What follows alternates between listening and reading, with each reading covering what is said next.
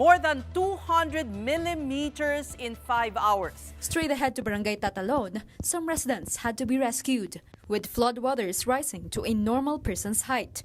Such was also the situation in Barangays Mariblo and Del Monte, where residents use boats as transportation.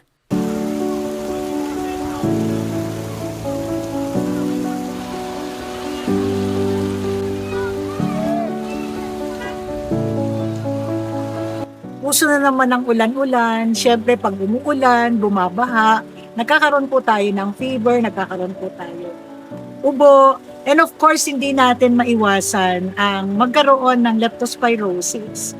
Ito ay isang viral infection na sobrang nakakatakot dahil ikakamatay natin.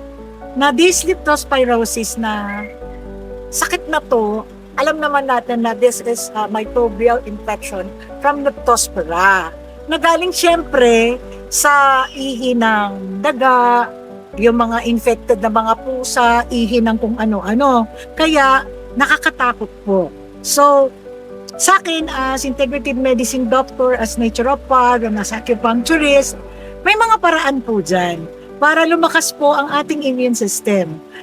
Ito na naman po ang inyong lingkod. Isang Ilocanang integrative medicine doctor, lagi ho nagsasabi, an ounce of prevention is better than a pound of cure because your health is your wealth.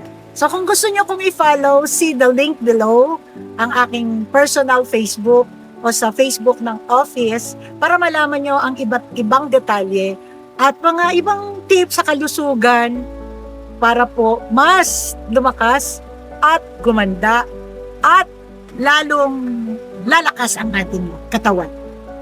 More power